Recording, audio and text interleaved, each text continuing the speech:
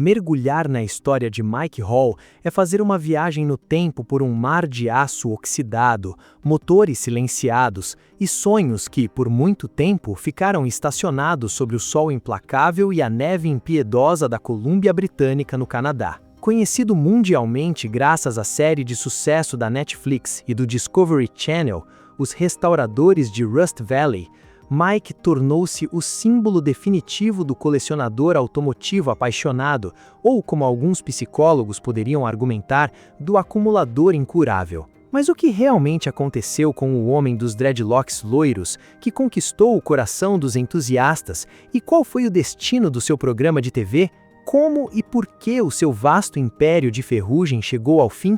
Para entender o desfecho dramático dessa saga, é preciso voltar às origens de uma obsessão que durou mais de 40 anos e que culminou em uma das maiores, mais difíceis e emocionais decisões que um amante de carros já teve que tomar para literalmente salvar a própria vida, sua família e sua sanidade financeira. Antes das câmeras de alta definição, dos holofotes da mídia internacional e da fama que o acompanharia em seus anos dourados, Michael Hall, nascido em 1958, já era uma lenda viva nas montanhas canadenses.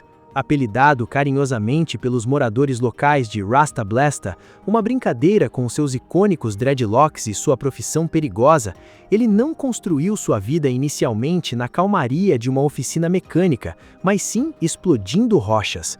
Proprietário de uma empresa de sucesso chamada Chimera Springs Rock Works, focada em estabilização de encostas e na detonação de paredões rochosos ao longo de rodovias, ele ganhava a vida pendurado em penhascos, arriscando tudo em um dos trabalhos mais inóspitos do país.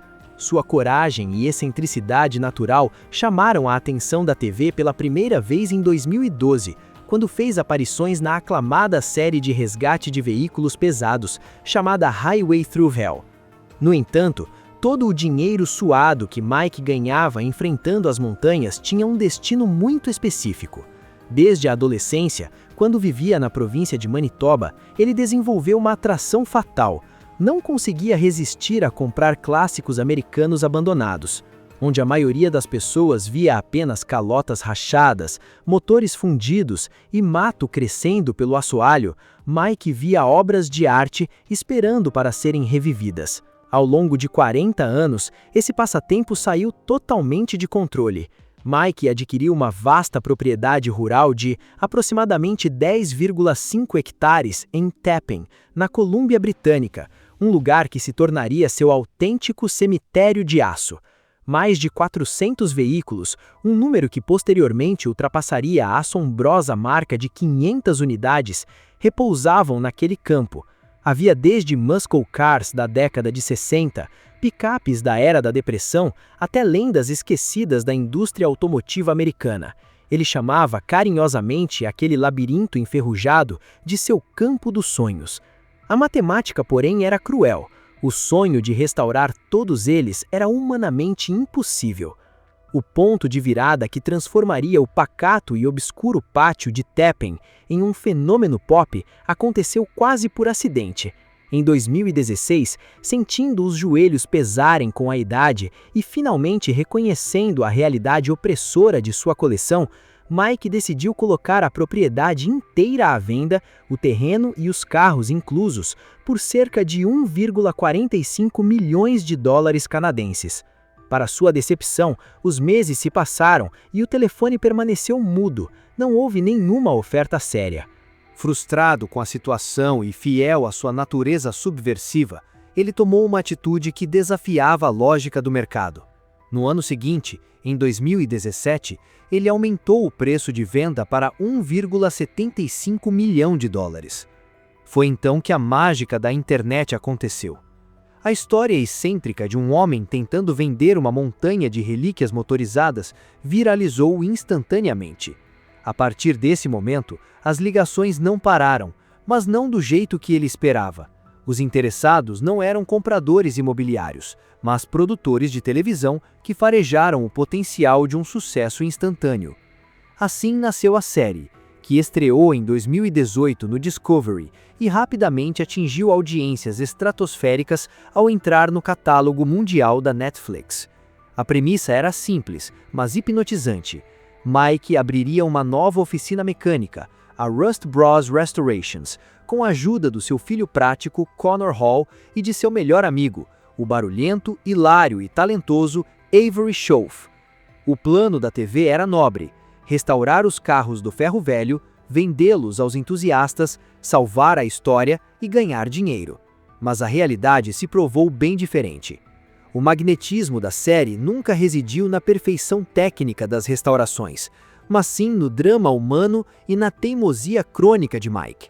Enquanto outros reality shows focavam na maximização de lucros e na frieza dos leilões glamurosos, a oficina Rust Bros operava sobre uma nuvem constante de desastre financeiro iminente. O grande vilão dos negócios era o próprio coração de Mike. Ele se apegava emocionalmente aos projetos, detestava fazer o trabalho pela metade e se recusava a cortar custos na funilaria e nas peças. O resultado era inevitável.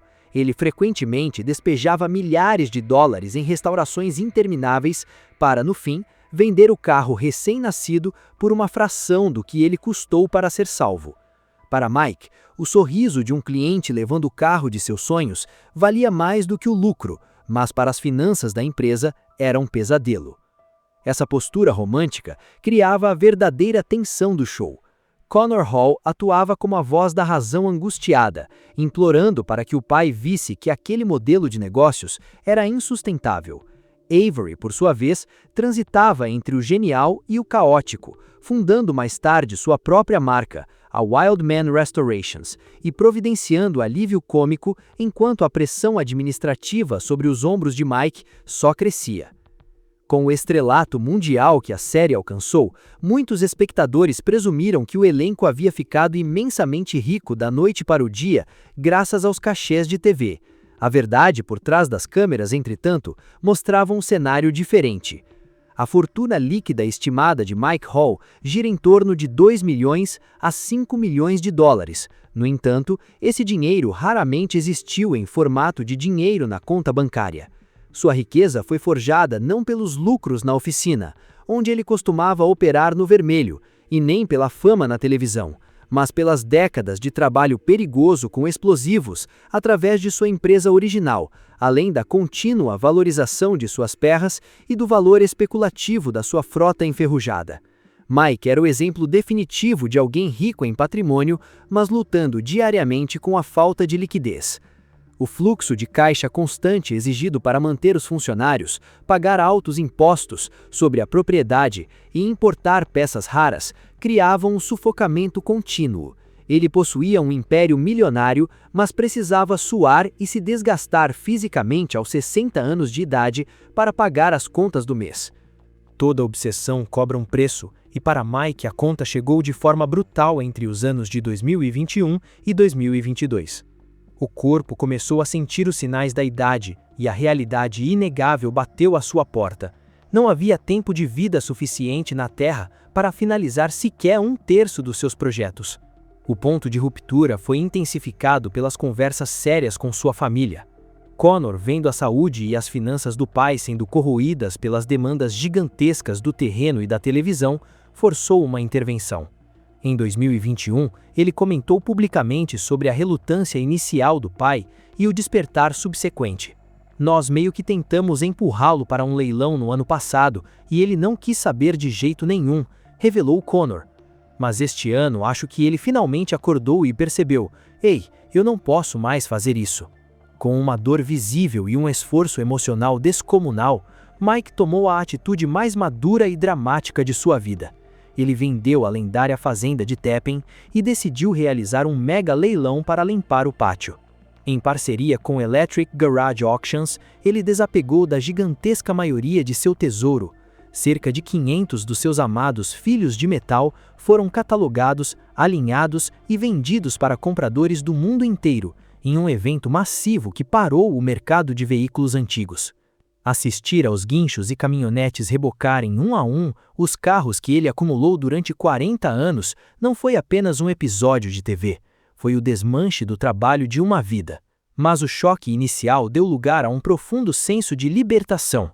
Aquela medida extrema permitiu a Mike quitar dívidas, desativar os custos excruciantes da propriedade gigante e, principalmente, eliminar a carga emocional e o estresse daquele museu a céu aberto que ele sentia ser sua total responsabilidade. A realização deste leilão histórico trouxe consequências irreversíveis para o programa.